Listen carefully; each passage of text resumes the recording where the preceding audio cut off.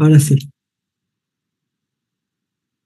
Bueno, buenas noches. Bienvenidos a una de nuestras últimas clases, de nuestros últimos encuentros. Hoy vamos a terminar lo que sería el contenido teórico, si se quiere, porque la clase que viene vamos a discutir casos clínicos. Ya los tienen organizados en la carpeta compartida, a la que entiendo que todos tienen acceso, ya tienen todos el link, o sea que deberían poder acceder sin problema. Si alguno no puede acceder, obviamente me lo hace saber y nos fijamos cuál es el inconveniente. Porque la idea de la clase que viene, yo les adelanto, digamos, cómo nos vamos a organizar. Voy a hacer como un raconto de cada uno de los casos, como una especie de resumen, para que, por las dudas, si no terminaron de ver o para que se acuerden. Y la idea es discutirlos en forma abierta, es decir, entre todos nosotros, ¿no? Quiero decir que no va a ser una clase monologada, sino que la intención es que intercambiemos un poco ideas sobre estos casos y, por supuesto, pueden surgir otros casos que se les parezcan, ¿no? Como ha pasado algunas veces que me hacen consultas, me preguntan en el chat y demás, y al final sobre algunos casos de ustedes. Bien, hoy nuestra última clase, digamos, de contenido teórico nos va a ocupar sobre la cistitis. Fíjense que la llamé CIF, que es la sigla, digamos, que habitualmente usamos para cistitis felina, pero discuto si realmente debemos llamarla idiopática o intersticial, y hoy vamos a hablar de por qué, o por lo menos yo los voy a tratar de convencer. Bien, justamente porque vamos a hablar de la cistitis felina, cuyo origen es emocional, ¿no? Entonces nos vamos a adentrar en cuáles son los pormenores que nos pueden hacer pensar que realmente muchas de las cistitis que nos encontramos en los gatos tienen una base, una etiología que es una alteración emocional, no física, ¿sí? Para lo cual, recordar un poquito o pensar un poquito en este concepto de enfermedades etosomáticas. En los seres humanos se describen enfermedades que se llaman psicosomáticas cuando justamente la etiología es psicológica. Nuestro análogo sería cuando la etiología es emocional, de una alteración emocional, que redunda en signos que se presentan en el cuerpo físico, en el cuerpo somático. Entonces serían enfermedades que tienen manifestaciones físicas, pero cuya etiología al menos involucra factores emocionales. No tienen por qué ser los únicos factores causales, teniendo en cuenta que la mayor parte de las enfermedades que nosotros estudiamos y que venimos conversando a lo largo de todo este curso son multifactoriales, son multicausales. No es que tienen una única causa como si fueran a ser una enfermedad genética monogénica, ¿sí? Y considero que es importante tener en cuenta la existencia de las enfermedades etosomáticas, tanto para el diagnóstico, o sea, para poder hacer un buen diferencial, para poder evaluar cuando hay comorbilidades, y también para determinar los casos en los que la causa es física y la consecuencia es emocional, o por el contrario, la causa es emocional y la consecuencia es física, ¿no? Por un lado, entonces, fundamental poder hacer un correcto diagnóstico y a partir de ese diagnóstico indicar el tratamiento específico que necesariamente tiene que incluir el manejo, el tratamiento específico de la causa de base a nivel emocional, a nivel trastorno de comportamiento. Si hay una alteración emocional, la tenemos que abordar, ya vamos a ver cómo, pero algo hemos comentado acerca de los tratamientos que son siempre multimodales, con múltiples herramientas, para abordar de manera integral estos trastornos de comportamiento que no se resuelven ni solamente con un fármaco, ni solamente con el manejo ambiental, por ejemplo, ¿no? Sino con varios de estas herramientas. Cuando nosotros hablamos en este caso de enfermedades emocionales, pero que tienen asociado, digamos, signos físicos, digamos, en este caso urológicos, bueno, es cierto que hay muchos signos urológicos como la poliaquiuria, la periuria o la eliminación apropiada, la marcación urinaria e inclusive la enuresis, que por supuesto tenemos que hacer el diferencial de una posible causa física, pero también pueden, y en muchos casos tienen, una etiología emocional. O sea, lo hemos hablado, un trastorno de ansiedad generalizada o alguna de las ansiedades específicas de los gatos, ya sea por conflicto territorial o desterritorialización, por conflicto social o cohabitación, por ambiente cerrado, por transporte. Pueden ser fobias, tanto fobia simple como fobia generalizada, y dentro de esta fobia generalizada, digamos, el síndrome de privación sensorial, que es como una fobia a todo, ¿no?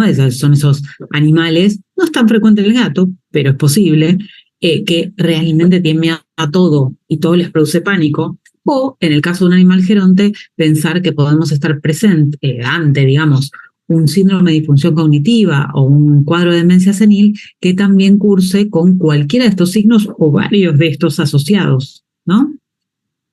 Entonces, un poco para mostrar casuística propia, no entiendo por qué me quedó en un color lila. ¿Qué pasó acá? Algo raro. Bueno, no sé qué pasó con el color. Este debería ser este mismo color que se llama amarillo, mostaza. Bueno, algo extrañísimo pasó con los colores del PowerPoint.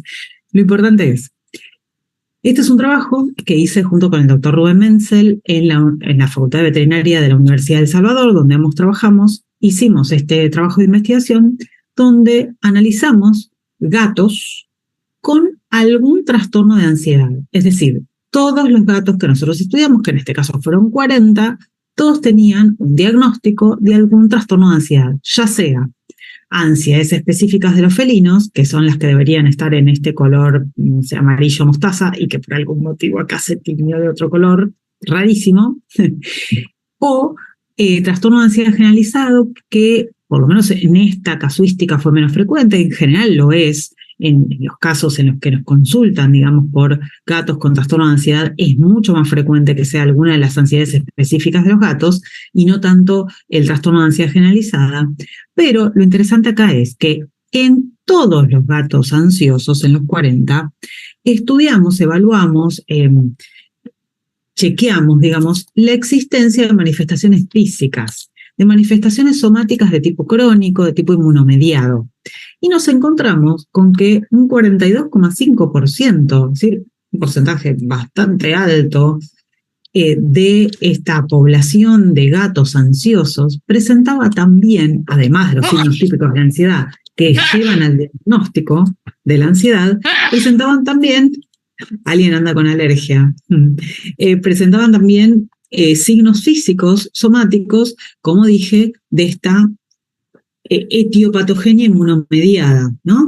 Y entonces nos encontramos con un mayor porcentaje de gastroenteritis, dermatitis, cistitis, sobre todo en los que presentan alguno de los trastornos de ansiedad específica de los felinos, y en menor medida también asma, ¿sí? Y encontramos que existe una asociación estadísticamente significativa entre el trastorno de ansiedad y la enfermedad física crónica, ¿no? La manifestación física. Obviamente en este caso me interesa ocuparme de la cistitis, por supuesto, porque es el tema de hoy, pero fíjense que no es la única manifestación física, ¿sí?, que se produce, ¿sí? Bueno,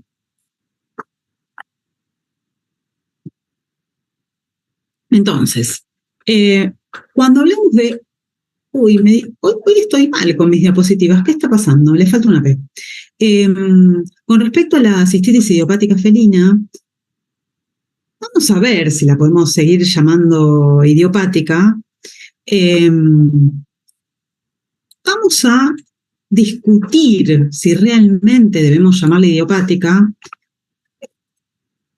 porque en realidad, sí, por algún motivo. Gracias. Entonces, decía, vamos a discutir si realmente es idiopática. Lo que es cierto es que la llamada cistitis idiopática es el tipo más frecuente de cistitis dentro del cuadro, que en realidad es un síndrome, que no es diagnóstico, de lo que se llama digamos, las enfermedades del tracto bajo del tracto urinario inferior de los felinos, ¿sí? Entonces, lo cierto es que este conjunto, digamos, de síndromes, conjunto de enfermedades, tiene muchos signos que le son comunes a todos los tipos de flu, digamos, porque estos signos no son específicos de ningún diagnóstico etiológico en particular. Se produce disuria, ¿no? O sea, dificultad en la micción, estranguria, que quiere decir dolor, periuria o eliminación apropiada, quiere decir que, como sabemos, orinan fuera del lugar que está previsto para tal fin, ¿no? Es decir, fuera de la bandeja sanitaria. Y en algunos casos puede también aparecer hematuria. No siempre franca, puede haber microhematuria.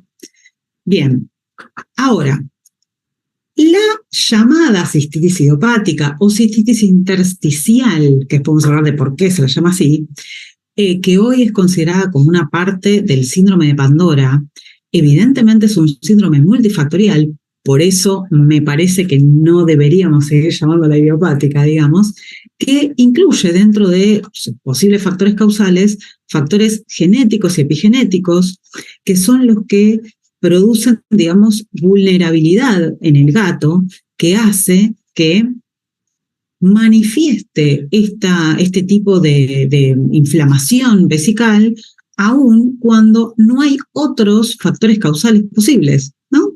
Así como factores, digamos, no solamente propios del gato, sino ambientales, entre los cuales el sobrepeso, el tipo de dieta que recibe. Y con respecto al tipo de dieta hay bastante discusión porque aparentemente no, digamos, no tiene que ver tanto con la calidad de la dieta o de los ingredientes, sino básicamente con si es una dieta seca, digamos, o una dieta húmeda. ¿Sí? O sea, si tiene un alto contenido de agua o no. Y también, por supuesto, según los hábitos de vida, es decir, si el animal es sedentario o hace ejercicio físico suficiente, digamos. Todo esto está involucrado como algunos de los factores predisponentes para el FLUT en general, y además tenemos, en el caso particular de la cistitis llamada idiopática, la voy a llamar a partir de ahora CIF, digamos, que ya todos sabemos a qué me refiero, donde los factores emocionales, especialmente las emociones negativas, sobre todo si se cronifican, también pueden hacer parte, digamos, o pueden tener influencia sobre la presentación de esta CIF. Especialmente, como hemos visto, que los gatos, debido a sus características territoriales y sociales, son muy afectados por los cambios, las alteraciones en el territorio y en el grupo social, y por lo tanto esto puede llevar a que se manifieste, digamos, este tipo de síndrome. ¿Sí? Bien. Entonces, el caso particular de la CIF sería un FLUT que tiene, por supuesto, como tal, como cualquier FLUT, inflamación, irritación de la mucosa, pero del cual todavía no se conoce o no se reconoce enteramente la etiología. Y sin embargo, aún siendo que no es enteramente conocida la causa o las causas, es el tipo de FLUT más frecuente. Se produce en la mayoría de los casos. Obviamente con todos los signos típicos de cualquier FLUT, pero que se da en general en adultos jóvenes, entre 1 y 6 años, por supuesto, como siempre, esto no deja de ser estadística, ¿no? Obviamente puede haber gatos un poquito más grandes, más jóvenes, es más raro, pero podría ser. Sin predilección por sexo, lo que pasa es que, por supuesto, que si fuera una hembra, no va a presentar obstrucción urinaria, lógico, por una cuestión anatómica, ¿no? Y en realidad afecta tanto a animales enteros como castrados, y los estudios que se han publicado demuestran que no hay diferencia por estar castrado, porque en una época se pensaba que el gato macho castrado, sobre todo a temprana edad, tenía una disminución del calibre de la uretra, y que eso podía predisponer sobre todo a tener obstrucciones urinarias. Sin embargo, por los estudios actuales, digamos, que se han comparado tanto gatos castrados de manera temprana, precoz, gatos castrados peripuberales y gatos no castrados, enteros, digamos, no se vio mayor diferencia en su predisposición a tener CIF. Bien, en general, la CIF se manifiesta con un episodio agudo que no es obstructivo, que a lo sumo puede tener mucus, digamos, y por tanto un tapón mucoso, que en general se resuelve en el transcurso de una semana, tenga o no tenga tratamiento específico, ¿no? Ahora, siempre y cuando no tenga complicaciones, como por ejemplo haberlo sondeado, porque muchas veces, lamentablemente, el sondaje que se hace buscando desobstruir, si es que el paciente realmente está obstruido, puede traer más complicaciones que beneficios. Por supuesto que en algunos casos no se puede evitar, pero como ustedes bien saben, se prefiere siempre hacer primero masaje, flashing y demás, y evitar, dentro de lo posible, el sondaje propiamente dicho. Si se tiene que hacer, tiene que ser con condiciones de asepsia, porque en muchos casos el sondaje termina produciendo una complicación por infección iatrogénica, ¿no? Ahora, la CIF suele presentar recidivas, suele presentar recurrencias, tenga o no tratamiento. Cuando digo tratamiento en este caso, estoy hablando del tratamiento somático, o sea, de tratar la vejiga, que aún con un tratamiento, con antiinflamatorios, etcétera, etcétera, muchas veces recurre en un determinado tiempo y ese animal repite la sintomatología. Entonces, cuando hablamos de la etiopatogenia, bien, no se conoce del todo la etiología, pero evidentemente hay un enorme componente emocional que pareciera que está relacionado con alguna situación estresante, más o menos entre unas 2 semanas y unas 8 semanas previas, ¿no? Al desencadenamiento, digamos, de las manifestaciones físicas, ¿sí? Y esto tiene que ver muy probablemente con un problema en este gato, en el individuo, en el afrontamiento que tiene de situaciones de estrés. No es capaz de adaptarse a situaciones de estrés de la manera apropiada y por lo tanto eso lo hace más vulnerable, más predispuesto, sobre todo a cuando existen, por problemas emocionales, desequilibrios en los sistemas de control del organismo, que son los que van a generar, digamos, una respuesta ante un cambio en el entorno, digamos, una respuesta mancomunada entre los sistemas de control o de regulación que son el sistema etológico, neurológico, inmunológico y endocrinológico, que en su relación, en salida, entre estos sistemas generan como una red que la vamos a llamar etoneuroinmunoendocrina. Prefiero siempre el prefijo eto antes que el psico, ¿sí? Y que lleva justamente a un desequilibrio que puede, entre otras cosas, desencadenar manifestaciones físicas como en este caso la cistitis. Bien, cuando el individuo tiene un determinado genotipo que lo predispone a, en este caso, una CIF, porque podría ser cualquier otra enfermedad, acá podemos hablar de un genotipo, o sea, genotipo, recuerden que son los genes que heredó de su padre y su madre, donde hay distintos, lo que se llaman polimorfismos, o sea, distintas variantes alélicas para cada uno de los genes, ¿no? Y entre otras cosas, puede haber variantes alélicas para determinados receptores o transportadores de neurotransmisores. Estos, si hay un genotipo, digamos, predisponente, puede, digamos, sintetizar ay, no me sale la palabra, codificar, no me salía la palabra, puede ser un tipo de un alelo que codifique para un subtipo de transportador o de receptor que genere un genotipo más vulnerable. Por ejemplo, un transportador, no sé, de serotonina que es menos eficiente.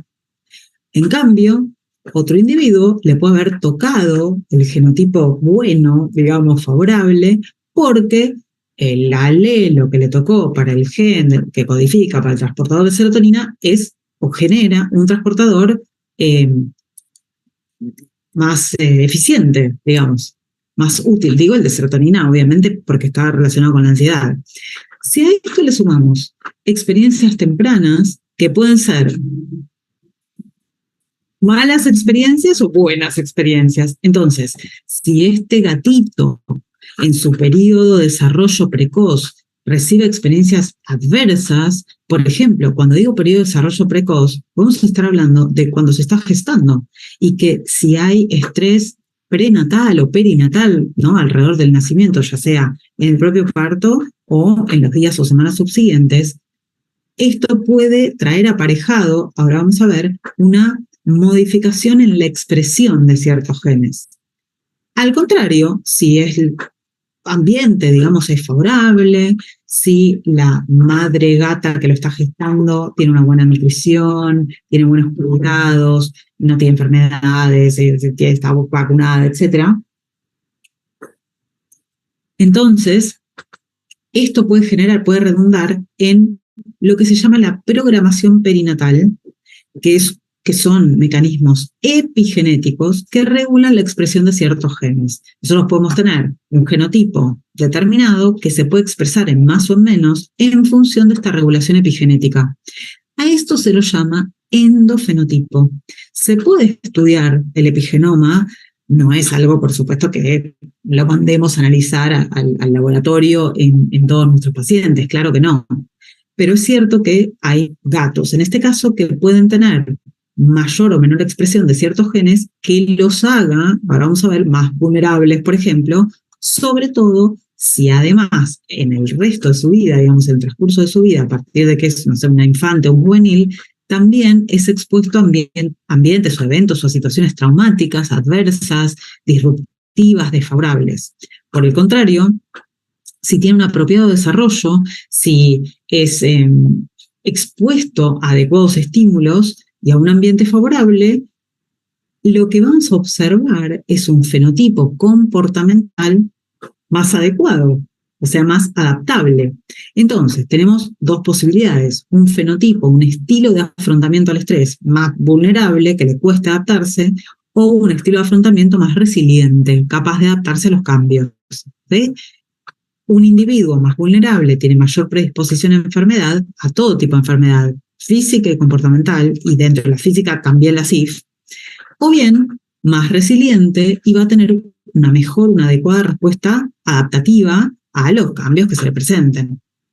Entonces, la CIF estaría considerado, por lo menos mi propuesta es que la consideremos siempre como una enfermedad etosomática, donde hay una somatización, una presentación de signos físicos, en este caso urológicos, pero el origen es emocional, de manera análoga a lo que pasa con la cistitis intersticial del humano, que es considerada psicosomática.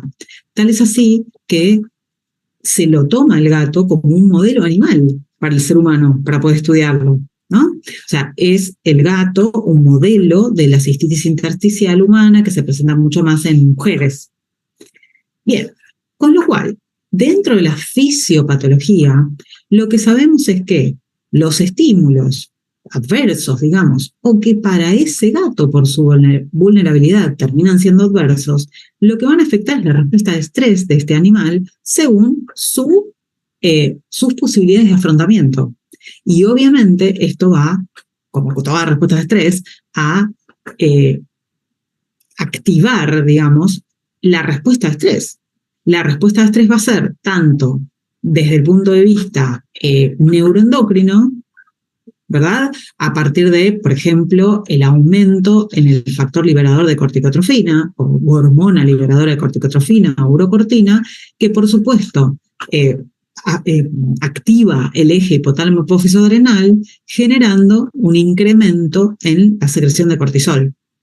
A su vez, también se va a activar el sistema nervioso autónomo simpático, que entre otras cosas inerva, por supuesto, a la vejiga, ¿no? Entonces también va a afectar la contractilidad, no solo la vejiga, ¿no? Por supuesto, pero entre otras cosas también va a afectar la inervación de esa vejiga, tanto digamos, con la inervación eferente en cuanto a yo decía contractilidad, pero también la inervación aferente. Ahora vamos a ver cómo se ve afectado en la mucosa de esa vejiga, que puede llevar también a una respuesta conductual. Bien, entonces, el punto clave acá es tratar de discernir si el problema está en la vejiga o si el problema es de la vejiga. O sea, si realmente se genera, se gesta en ese órgano, ¿verdad? Porque lo que se observa en la cistitis es una inflamación de la mucosa, con engrosado de la mucosa, con infiltrado inflamatorio en general bastante inespecífico, pero sobre todo con un aumento en la degranulación de los mastocitos. Por supuesto que esta inflamación puede generar también erosión, pérdida del uroepitelio y hasta inclusive úlceras, ¿no? Que hacen que junto con la disminución de la capa protectora del uroepitelio, que está conformada, entre otras cosas, por los glucosaminoglicanos, que justamente disminuyen en la cistitis, en la CIF, digamos, esto hace que esa pared, ese uroepitelio, se torne más permeable y que la orina contacte no solamente con el uroepitelio, que es lo que está preparado para contactar con la orina, sino con la mucosa y submucosa. Con lo cual, esto por supuesto que va a terminar inflamando y generando dolor porque irrita las terminaciones nerviosas aferentes, ahí estamos con la vuelta, ¿no? Que lleva esta información dolorosa de molestia y disuria. En estos individuos que presentan este tipo de manifestación, habría entonces un incremento en la activación del eje hipotálamo-hipófiso-adrenal, así como una hiperactivación simpática. Pero, sin embargo, como esto se produce de manera crónica, si los estudiamos a nivel, digamos, de la liberación de cortisol, que sería en realidad el órgano efector, si se quiere, ¿no? Es decir, la corteza adrenal último de la cadena, lo cierto es que nos encontramos con animales que tienen un aumento en la liberación de catecolaminas, un aumento en la liberación de hormona liberadora de corticotrofina, pero con una disminución del cortisol tónico. Y esto hace que es básicamente una respuesta de estrés crónico. Es la típica respuesta de estrés crónico de distrés. Esto inclusive puede llevar a que a la larga se reduzca el tamaño de las adrenales. ¿Sí? Ahora, por supuesto que para poder evaluar si el tamaño de las adrenales se redujo en este mismo individuo, es decir, si el hecho de estar expuesto a una situación de estrés crónica y no tener un buen mecanismo de adaptación hace que se reduzca el tamaño, digamos, de las glándulas adrenales, o, es decir, no puedo diferenciar entre esa situación o si en realidad son individuos, son gatos más vulnerables porque tienen las adrenales más pequeñas.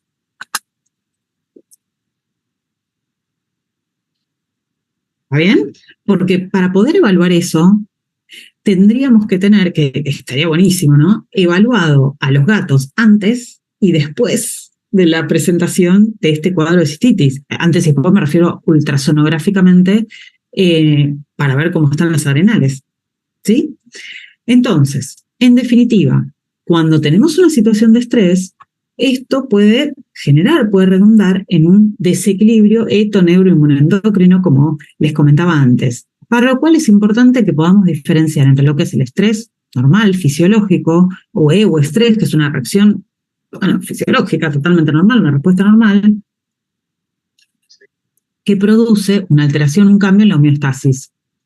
Y esto puede ser, o puede darle, digamos, una correcta adaptación, una correcta respuesta, tanto desde el punto de vista físico como mental y emocional, para poder recuperar ese equilibrio, para recuperar el bienestar emocional. En cambio, el estrés patológico, el estrés crónico, el distrés, justamente se produce ante una falla en estos procesos de adaptación, donde el individuo no logra retornar al equilibrio. O sea, que se va corriendo de esa homeostasis, generando lo que se llama carga alostática o alostasis. ¿Bien? Entonces, teniendo en cuenta que evidentemente dentro de la etiopatogenia de la CIF hay componentes emocionales, hay componentes de distrés, para poder diagnosticarla tenemos que considerar que los problemas de comportamiento y los problemas de eliminación, o el flu, digamos, se pueden relacionar entre sí de 4 maneras distintas. Por un lado, una de las formas de relación que tienen es el diagnóstico diferencial. Tenemos que poder diferenciar correctamente entre cuando tenemos una eliminación apropiada o estamos hablando en realidad de una situación de polaquiuria, hiperiuria, pero producto de un flu. No es lo mismo todo lo que nosotros vimos de eliminación apropiada por aversión al sustrato, aversión a la localización, aversión a la bandeja, por preferencia del sustrato, por preferencia de la localización, por otro trastorno de comportamiento, que si es porque tiene un flujo. Pero claro, el signo clínico es orina fuera de la bandeja. En este caso es orina, no defeca, ¿no? Entonces, para poder hacer un correcto diferencial tenemos que considerar la edad, es decir, la epidemiología, qué edad tiene, a qué edad lo tuvo por primera vez, si esto se repitió, y por supuesto, utilizar exámenes o métodos complementarios que van a servir fundamentalmente para descartar, digamos, otras causas físicas. Por ejemplo, siempre vamos a hacer un análisis de orina completo, con sedimento, y dependiendo de si este sedimento es o no activo, puede valer la pena hacer un urocultivo. Obviamente que si el sedimento no está activo, tal vez ni vale la pena, sí tener en cuenta que la mayor parte de las CIF no son infecciosas. Entonces, si tenemos un cuadro de cistitis en un animal joven, es muy poco probable que sea una infección, salvo por supuesto que lo hayan sondeado, en cuyo caso puede haber una infección iatrogénica. Pero si no, bueno, en función de si es un sedimento activo, podríamos llegar a pensar en un urocultivo pensando en una contaminación posterior, o si es, digo, para sospechar de un ITU, de una infección del tracto urinario, si es un animal geronte, o digamos adulto mayor, que es más frecuente.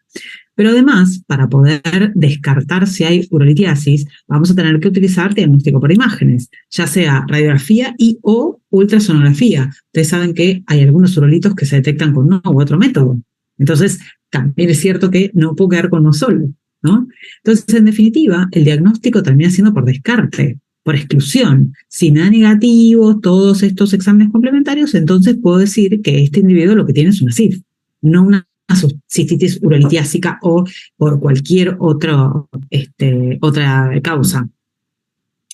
Pero por otro lado, podemos tener una situación comórbida entre una eliminación inapropiada y un flujo. Esto se puede dar, por supuesto, las comorbilidades pueden darse en todas las combinaciones que se les ocurra.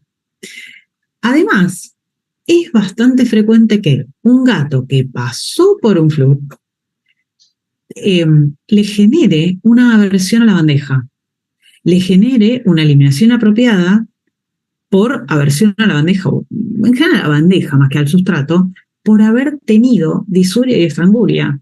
Entonces, cuando el gato usaba la bandeja mientras cursaba con el flujo, tenía dolor, o tenía ardor, o tenía molestia, y entonces le genera una aversión.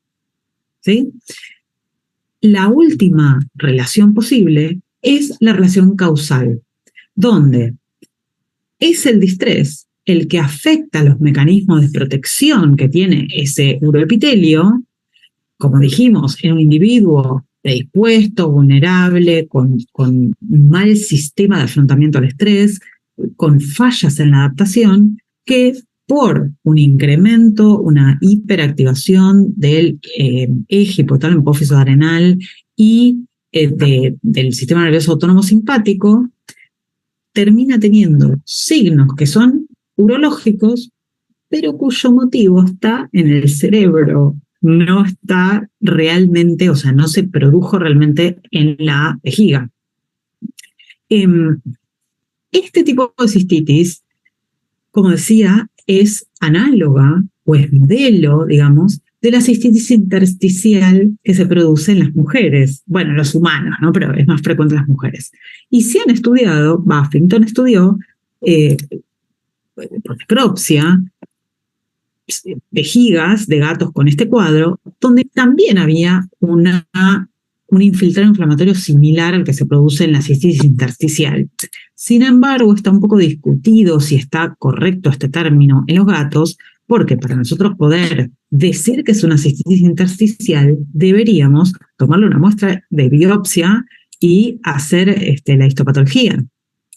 Y el problema es que para poder tomar una muestra de biopsia, en general, bueno, en el ser humano se hace por endoscopía. Lo que pasa es que no tenemos endoscopios que sean lo suficientemente finos como para poder tomar una muestra de vejiga, sobre todo en un macho, ¿no?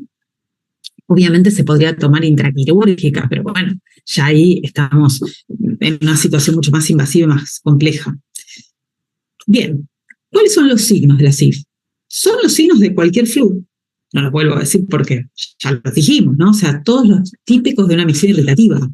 Elimina fuera la bandeja, digamos, en forma dispersa, de muchas micciones de pequeño volumen, con manifestaciones de dolor, con manifestaciones de molestia, puede tener una hematuria y en general también presenta signos típicos de estrés.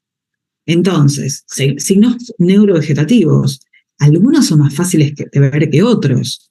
En general, estos signos los vemos más en agudo, digamos, es más difícil poder evaluarlo en forma crónica. Pero también, por supuesto, dentro de los signos clínicos de la CIF, también nos encontramos con signos comportamentales típicos de la ansiedad. Entonces, gatos con agresión más bien defensiva, irritativa, por miedo, redirigida, alteraciones o cambios, digamos, en su conducta de acicalado, ya sea que no se acicalan o que se acicalan demasiado. También puede haber aumento de la marcación, de todos tipos de marcación, aspersión urinaria, aumento en el alomarcaje facial, de restregarse contra los objetos, y también de aumento del marcaje unguial. Puede haber eliminación adecuada, por supuesto, junto, y es muy difícil diferenciar, bueno, si es original del FLUT o si es la parte de ansiedad de este CIF, porque en definitiva están mancomunados, ¿no? Pero también, como cualquier trastorno de ansiedad, aumentan las vocalizaciones, animales hipervigilantes, que esto, recuerden que habíamos hablado de que depende un poco de cómo es el temperamento del gato, nos lo vamos a encontrar como con mayor motricidad o menor, ¿no? Pero siempre hipersensible, hiperreactivo, en muchos casos también con alteraciones del apetito, ¿sí? Ahora, en cuanto al tratamiento de la CIF, puse a propósito este cuadro que, digamos, es grande pero tiene letra pequeña, ¿no? Que está tomado de revisiones, ¿no? No estoy inventando nada. Lo cierto es que, por supuesto que tenemos que usar tratamientos físicos. Es decir, para lo que se llama el tratamiento agudo, yo tengo que poder sacar al gato del cuadro álgido y del cuadro de dificultad miccional, ¿no? Entonces, por eso es que, ahora vamos a ver con un poco más detalle, se usan analgésicos, antiinflamatorios, antiespasmódicos, ¿verdad? Dilatadores del esfínter uretral externo, pero también necesitamos tratar la mente. Y por eso es que acá aparece como tratamiento más crónico, psicofármacos, feromonas, nutracéuticos. Bien, con lo cual el tratamiento, como en todo síndrome, digamos, que conlleva algún trastorno de comportamiento, tiene que ser integral, tiene que ser multimodal. En este caso, desde la perspectiva etoneuroinmunoendocrina, donde, como dije recién, por un lado, el tratamiento físico para garantizar la permeabilidad de la uretra, es decir, para que el gato pueda orinar y que la vejiga se pueda vaciar de manera adecuada, como corresponde, pero también el tratamiento tiene que incluir un tratamiento emocional. Entonces, por un lado, dentro de lo que voy a englobar como tratamiento emocional, que van a ver que incluye tratamiento ambiental, comportamental, psicofarmacológico, etc., uno de los puntos fundamentales es explicarle al tutor, formarlo no quiere decir que le vamos a dar un curso de posgrado, pero sí explicarle que este cuadro es recurrente y que es probable que lo vuelva a tener. Eso es muy importante, entre otras cosas, para que el tutor rápidamente nos pueda convocar, digamos, cuando aparece algún signo precoz, ¿sí? Por otro lado, vamos a hacer un tratamiento ambiental.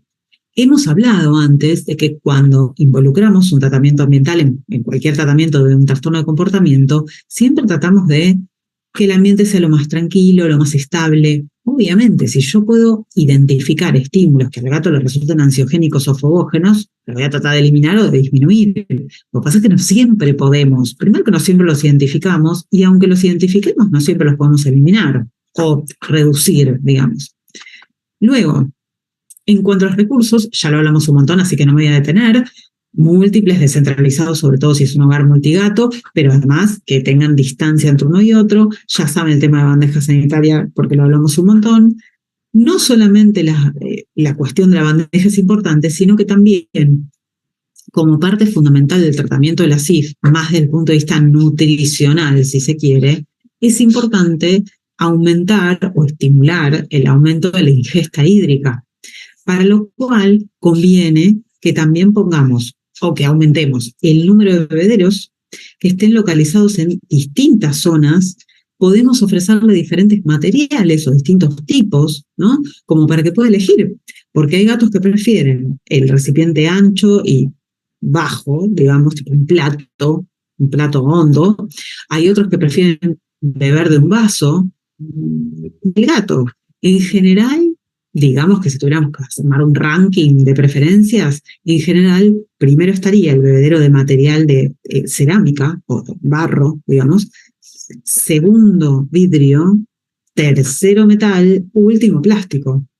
En general nosotros digamos, por lo común, la mayoría de instructores le da un bebedero de plástico. Además, por supuesto, enriquecer el ambiente, ¿no? Es decir, brindarle, bueno, no me voy a meter, digamos, específicamente porque lo hemos hablado un montón, ¿no? Pero en definitiva, lo más importante sería que tenga acceso a alturas para poder ejercer control visual y además para poder tener mejores áreas de aislamiento, ¿no? Lo mismo que los escondí y todo lo que tiene que ver con juguetes, con juegos interactivos, enriquecimiento sensorial, con olores. Bueno, este es un gato restregándose en una bandejita con catnip. Y también enriquecimiento ocupacional de tener algo para hacer, ¿no? Bien, continuando con el tratamiento específico, digamos, de la parte, el problema de base. Entonces, va a depender de cuál trastorno de base es un conflicto territorial, entonces tendremos que hacer una reterritorialización. Si el trastorno de base es un conflicto social, tendremos que hacer una desensibilización sistemática de gato con gato. Depende de cada cuadro. Pero siempre estas pautas, digamos, se mantienen. Nunca castigar, por más que, aunque lo vean orinando fuera de lugar. No, el castigo solamente va a empeorar el cuadro. Y por el contrario, utilizar reforzamiento positivo.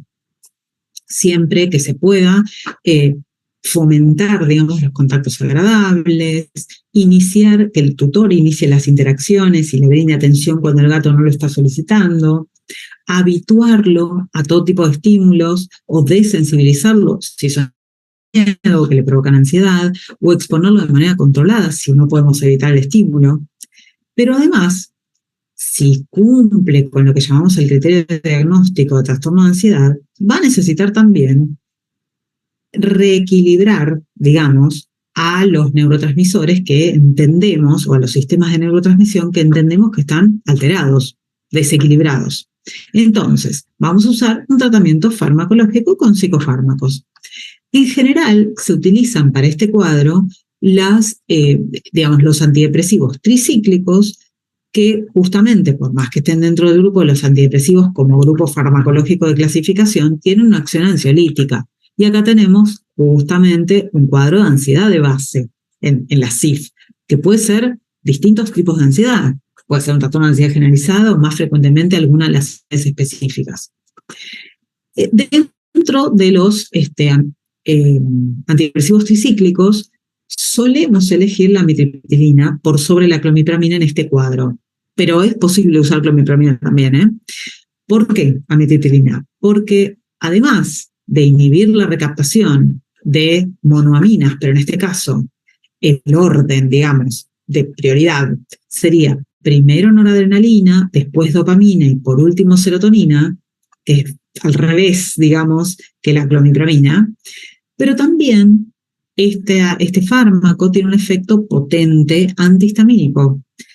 Esto hace que se inhiba esa desgranulación excesiva de mastocitos que afectan y que producen mayor inflamación en la vejiga.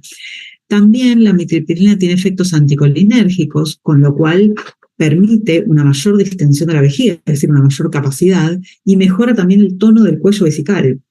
Por supuesto que lo tenemos que usar con recaudo para que no llegue a producir una retención urinaria. Obviamente, esto es dosis dependiente, o sea que va a depender, obviamente, de la dosis que le estemos administrando. Y además, algo interesante es que también tiene un efecto analgésico, analgesia visceral. Entonces, acá puse las dosis. Van a encontrarse que muchos trabajos sobre SIF utilizan dosis bastante altas, 2 miligramos kilo. La verdad es que son dosis que pueden ser bastante sedativas y hay que tener cuidado con que no produzcan esta retención urinaria que decía. En general tratamos de que sea más entre 0,5 y 1 miligramo kilo. Yo rara vez uso más que 0,5 miligramos kilo. Hay algunos casos, pero más raro para la SIF. Lo mismo, la misma dosis que la clomipramina, que a diferencia de la amitriptilina no tiene este efecto antihistamínico y que inhibe la recaptación primero de serotonina y luego de noradrenalina y dopamina. Ahora, no es lo único que podemos usar.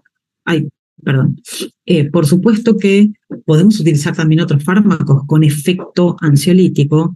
De hecho, como los antidepresivos tricíclicos, la amitriptilina y la clomipramina, ambos, tienen un tiempo de latencia en su acción, es decir, que no actúan ni bien lo empieza a tomar, sino que se demoran por lo menos unas 2 semanas, también podemos combinar con un fármaco ansiolítico de acción rápida, que puede ser un gabapentinoide, mejor dicho, vamos a englobar, puede ser un GABAérgico, benzodiazepínico o no benzodiazepínico, como los gabapentinoides, por ejemplo, gabapentina, ¿sí? Con una dosis ansiolítica, no analgésica. También analgésico, por supuesto, pero las dosis analgésicas son más bajas. La dosis más alta, además de ser analgésico, también tiene un efecto ansiolítico. Podemos usar, por supuesto, feromonoterapia con análogos sintéticos a la fracción F3 de las feromonas faciales y análogos sintéticos a las feromonas de apaciguamiento felino, especialmente cuando detectamos que hay un conflicto social entre gatos, que acá está como más indicada este tipo de feromona, ¿no? Y también tener en cuenta que como parte del tratamiento de la SIF, también vamos a tener que hacer un tratamiento nutricional. Por ejemplo, intentando reducir el pH urinario. Obviamente, acá tengo que hacer una aclaración. Voy a necesitar reducir el pH si es que el tipo de cristales presentes en la orina, teniendo en cuenta que la cristaluria es normal, no es necesariamente patológica, pero que podría empeorar un cuadro, digamos, si hay una cantidad excesiva de cristales, y ni hablar que sea hidrolitos, ¿no? Porque ahí estaríamos hablando de otro caso, no de cristaluria, sino de urolitiasis. Pero es cierto que, como lo más frecuente son los cristales de struvita, entonces la reducción del pH urinario disminuye la formación de ese tipo de cristales, y esto se puede lograr, ya sea por la forma de administración del alimento, porque si el gato come en muchas ingestas pequeñas a lo largo del día, esto ya de por sí reduce el pH de la orina, o bien con una dieta específicamente acidificante. Pero esto, por supuesto, va a depender de si realmente necesita que reduzcamos el pH. De todas formas, el darle, digamos, administrar el alimento para que el gato solo pueda consumir en forma racionada o generarle raciones, esto de por sí es lo más fisiológico para el gato, independientemente del pH, ¿no? Y como dije antes, vamos a intentar aumentar la ingesta hídrica, ya sea gestionando mejor los bebederos, esto que decía de varios bebederos de distintos materiales. Se pueden usar estos bebederos fuente, que a muchos gatos les gusta porque prefieren beber agua que corre, digamos. También se puede utilizar una dieta con un mayor agregado de sal. Muchas de las dietas urinarias, digamos, además de ser acidificantes, tienen un mayor contenido de sal para que, por supuesto, tomen más agua. O la otra opción es ofrecer directamente el alimento húmedo, que entonces ya contiene más cantidad de agua el propio alimento, ¿verdad? Además, en estos cuadros podemos usar, además o en lugar de, ¿no? A veces tal vez no tiene la gravedad como para usar un psicofármaco o no cumple criterio de ansiedad, pero sí sabemos que hay un componente emocional, entonces lo podemos abordar también desde el punto de vista biológico con nutracéuticos o con fitoterápicos, ¿no? Como en este caso alfa-casozepina, que como saben es un derivado de la proteína de la leche, de la caseína, que tiene un efecto símil benzodiazepina endógena, o podemos usar triptófano, un aminoácido que es el precursor de la serotonina cerebral, o fitoterápicos como la valeriana, aminoácidos como la L-teanina. Entonces, en definitiva, ¿es idiopática la CIF? Bueno, sin duda es multicausal, multifactorial, no hay una sola etiología o un solo factor. Tiene que ver que el gato, como originario del desierto que es, ya de por sí como especie tiene una pobre ingesta hídrica y que muchas veces si se le administra exclusivamente alimento seco, hay controversias con respecto a la calidad nutricional, de si realmente es porque es de mala calidad o simplemente porque es seco aunque sea de buena calidad. Y de hecho a ustedes les debe pasar que tienen gatos, pacientes que comen alimentos de buena calidad, super premium, de primeras marcas y que sin embargo hacen recurrentemente SIF. Entonces no es solamente por un alimento de supermercado, digamos. Por eso digo que esto hoy es una controversia. Antaño decíamos es porque es un alimento de mala calidad y ahora se discute.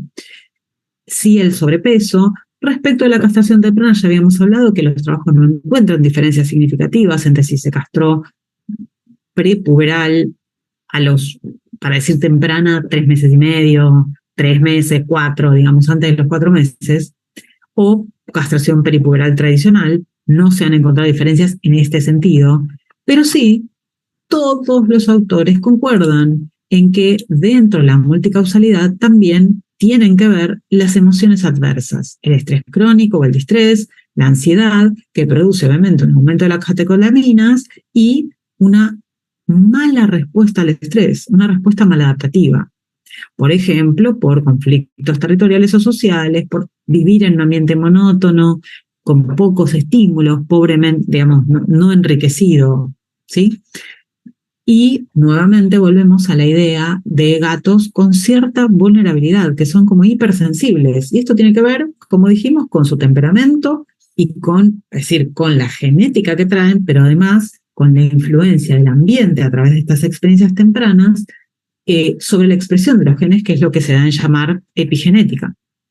Con lo cual, esta CIF idiopática, yo preferiría, bueno, llamarla intersticial, aunque no podamos detectar si en todos los gatos realmente está inflamado el intersticio, o para conservar la sigla, tal vez cistitis irritativa, porque obviamente hay una micción irritativa, y además es irritante también desde el punto de vista mental, o directamente, pero tendremos que cambiarle la sigla, sería CEF, ¿no? Cistitis emocional felina, porque no hay ninguna duda de que hay una causa emocional. Entonces, no me parece que tenga sentido que le sigamos diciendo cistitis idiopática.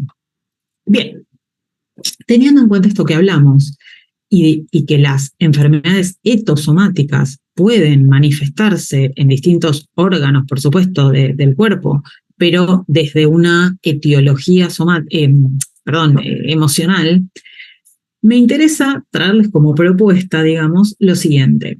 No sé si ustedes utilizaban, en mi caso yo lo usaba cuando era estudiante, este acrónimo, esta sigla, si se quiere, como regla mnemotécnica. Usaba este vitamin D para pensar en los posibles diferenciales de diagnósticos etiológicos o fisiopatológicos para cuando nos encontramos con signos evidenciables en un paciente. La B de vasculares, la I de infecciosas o inflamatorias, enfermedades, ¿no? De origen infeccioso, T de enfermedades de origen o de etiología traumática o tóxica, A de anomalías del desarrollo, M de enfermedades metabólicas, I para iatrogénicas o para idiopáticas, cuando no conocemos la causa, N neoplásicas o nutricionales, D degenerativas. No sé si ustedes son de utilizar este acrónimo.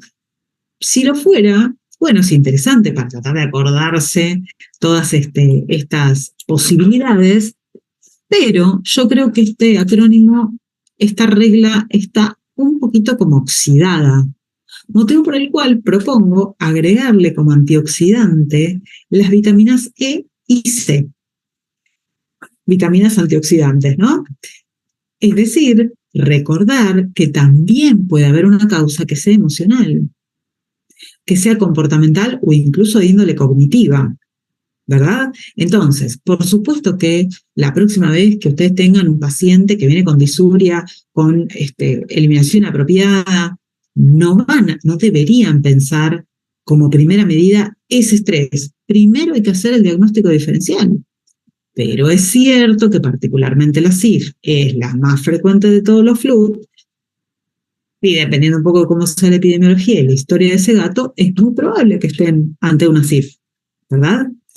Entonces, si a los signos urológicos, cuando están asociados a situaciones de distrés que nosotros podemos indagar, a ver, ¿ocurrió algún cambio en la rutina de este gato en el último mes, por ejemplo?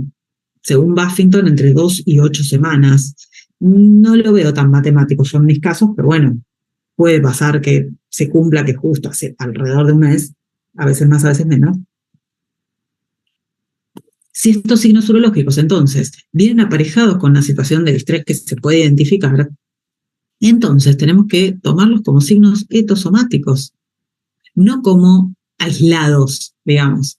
Con lo cual, tener en cuenta que si tratamos la ansiedad de base, también al mejorar el estado emocional van a mejorar los signos urológicos, me refiero.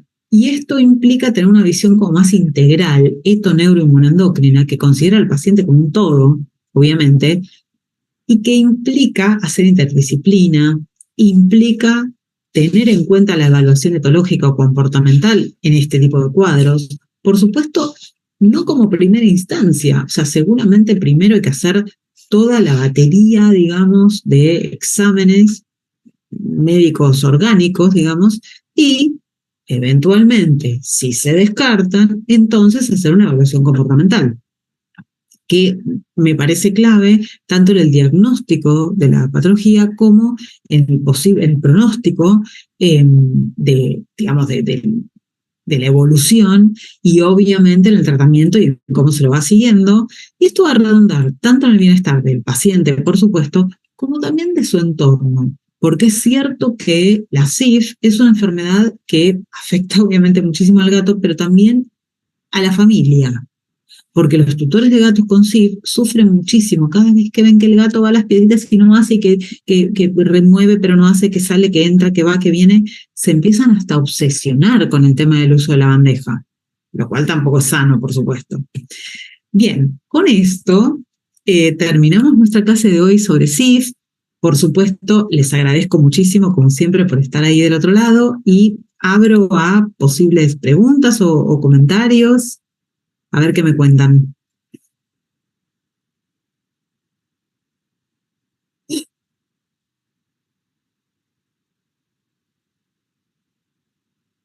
No sé si hay dudas o comentarios. Este es un tema que, bueno, por suerte en los últimos años se le ha estado dando muchísima importancia, bueno, a cifra en general, pero en particular al hecho de que tiene una influencia emocional muy importante, ¿no? Y eso mejora los tratamientos. Gisela, que tenés la mano levantada. Sí, bueno, yo llegué un poquito atrasada a la clase, pero vi cuando mencionó acerca de si cumplen o no los criterios de ansiedad. Si nos podría Sí. decir cuáles son los criterios que usted utiliza. Los signos clínicos de ansiedad: hipervigilancia, hipersensibilidad, hiperreactividad, agresión defensiva, todos los que hemos hablado cuando vimos los trastornos de ansiedad. Si Ajá, cumple con esos criterios y entonces puedo establecer un diagnóstico de ansiedad, de un trastorno de ansiedad, mejor dicho, corresponde entonces usar un psicofármaco. súper, gracias. ¿Verdad?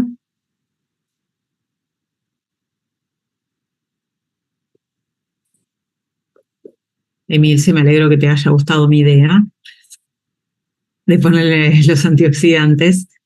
Hay quienes en lugar de vitamin D es la misma sigla, pero usan Demnit, ¿no? Que bueno, es lo mismo. Pero no me servía para lo de agregar C y E.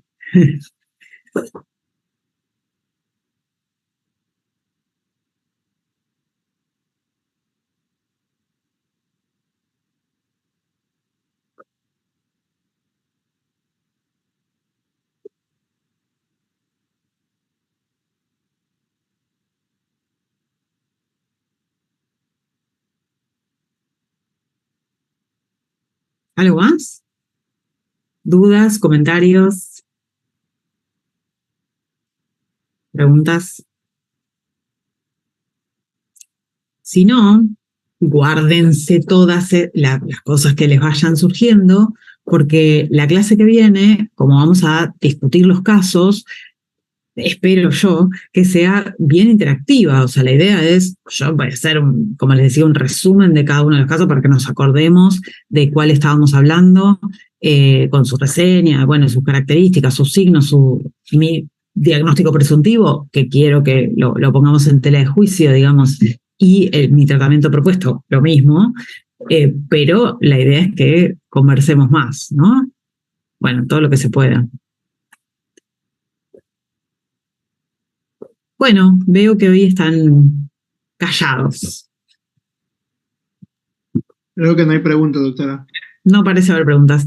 Bueno, entonces, nos vemos la clase que viene. Ya tienen los casos clínicos. Puede ser que agregue algún otro porque me parece que esta semana tengo todavía algún control que si puedo lo agrego. Y bueno, nos vemos la clase que viene. Pero miren las grabaciones de los casos, porfa. Así los podemos discutir. Hasta luego. Buenas noches. Gracias, igualmente. Chao, chao.